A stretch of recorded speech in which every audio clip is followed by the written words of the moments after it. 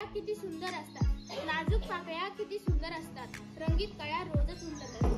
नजरेत भरणारी सर्वच असतात, पण हृदयात राहणारी तुमच्यासाठी माणसं फार कमी असतात. आणि तुम्ही अध्यक्ष म्हणून लावला ही आमची भाग्य. मान्य श्री भास्कर बोललात, प्रगतशील शेतकरी कार्यक्रमाचे अध्यक्ष स्वीकारतील अशी मी त्यांना विनंती करतो.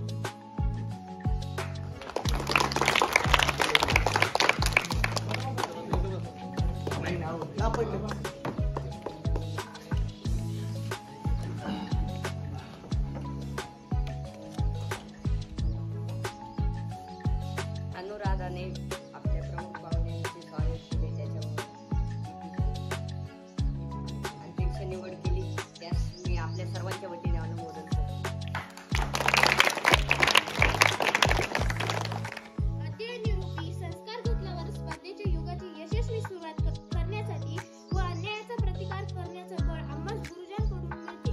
शाळेतील सर्व आदरणीय शिक्षक गुरुजांनी मार्गदर्शन म्हणून स्थान स्वीकारावे अशी मी त्यांना विनंती करते. पैठणकडून चांगल्याकडे अंधारातून प्रकाशाकडे, पैठणकडून चांगल्याकडे अंधारातून प्रकाशाकडे कुशल नेतृत्व असलेले सन्माननीय अरुण मुकळ सर, आजचे आपले प्रमुख पाहुणे सन्माननीय सुहास पवार हे स्थान स्वीकारतील. पावशे साहेब हे स्थान स्वीकारतील अशी मी त्यांना विनंती करते.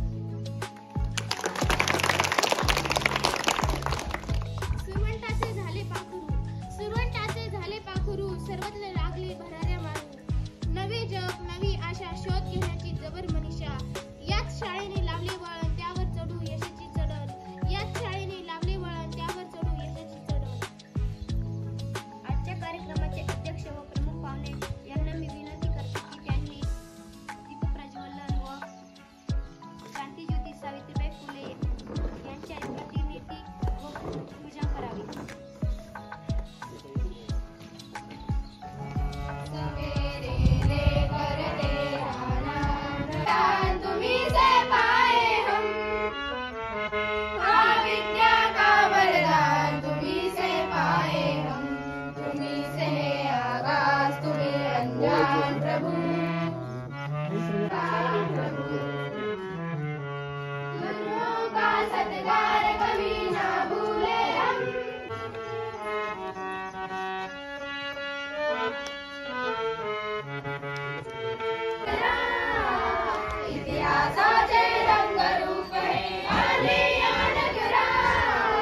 सन्माननीय पाहुणे,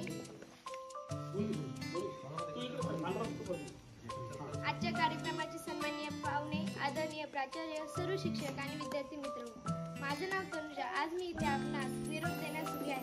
मित्रांनो, आज मी आपणास एक शाळा आणि शालेय जीवन कसं असतं याबद्दल माझे मनोगत व्यक्त करत आहे. हाच आहे तो 2 अक्षरी शब्द जिथे आपण सर्वजण पहिल्यांदा शाळेत गेलो होतो. जेव्हा पहिले पाऊल इथे पडलं तेव्हा वाईट रचनेत निदान आहे.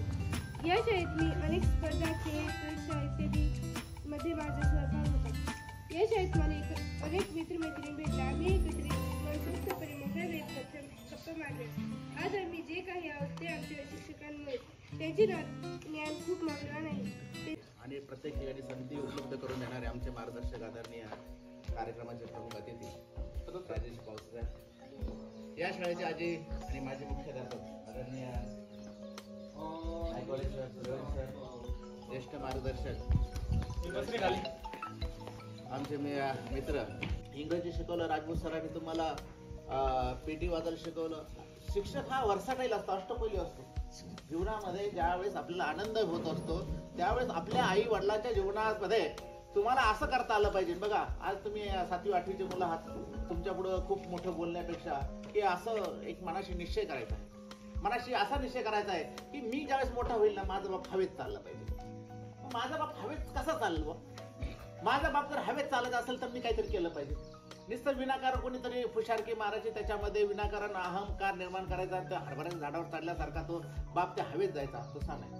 त्या बापाला असं वाटलं पाहिजे की माझ्या मुलाने काहीतरी कर्तृत्व केलं आणि माझ्या मुलाच्या कर्तृत्वामुळे माझी ओळख होते ना, त्यावेळेस बाप हवेत चालतो. त्यावेळेस बापाला कळतं मैं किसी से डरने वाला नहीं, क्योंकि मेरा बेटा जो है, मेरी बेटी जो है, वो मेरा सर ऊंचा करे. आणि मग जर असे हवेत चालणारे, जर बापाला हवेत चालवणारे जर तुम्ही जर तयार झाले ना, आई वडिलांना त्याच्या इतका आनंद कोणताच नाही. तो त्याच्या हातावरचे फोड विसरून जाईल, त्याच्या पाठीवर ओझ उचलून पडलेले उरण विसरून जाईल.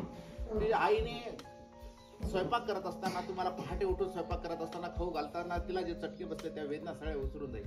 आणि ती म्हणाल की माझ्या मुलीमुळं, माझ्या मुलामुळं मला आज स्वाभिमानाने समाजामध्ये राहण्याची संधी मिळते. मुलींनो जागरूक असतात जीवनामध्ये. आपण व्यतीत केला आणि त्या ठिकाणावरून आपण कसं जातोय, सन्मानाने जातोय, ठीक आहे ना.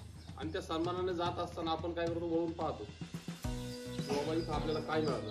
तर आनंद यासाठी झाला की मला फक्त एकच गोष्ट दिसली, तुमच्या शाळेत जागा कमी आहे. एवढं जर सोडलं तर तुमच्या शाळेत विद्यार्थ्यांना कला शिकवली गेली, ज्ञान शिकवलं गेलंय, खेळ शिकवला गेलाय. क्रीडा स्पर्धेमध्ये पण मुलांनी बक्षिसे मिळवलेली आहेत. कला स्पर्धेमध्ये पण चांगल्या पद्धतीनं मुलं भाग घेत आहेत. चांगल्या प्रकारचा चविष्ट आहार दिला गेलेला आहे. NMMS ची परीक्षा असेल, परीक्षा असेल, आपण आता प्रमाणपत्र दिले, तर ज्ञान पण तुम्हाला मिळालेलं आहे. विद्यार्थ्यांच्या बोलण्यातून असं लक्षात आलं किंवा एक मॅच्युरिटी जे आपण म्हणतो की लहान मुलाचा बालिशपणा असतो, त्याच्यानंतर शिक्षणाच्या माणसामध्ये एक प्रगल्भता यायला पाहिजे, परिपक्वता यायला पाहिजे.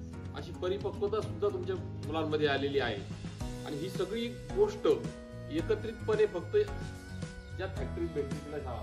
आणि सर्व म्हणता येईल या ठिकाणी खरं शाळा म्हटलं, ही शाळा मला खूप आवडते. कारण गुणी मुलं या ठिकाणी आहेत. काही सांगितलं काम न सांगता, काही न सांगता मुलं अक्षरशः काम करत असतात. कोणती गोष्ट त्यांना सांगावं लागत नाही.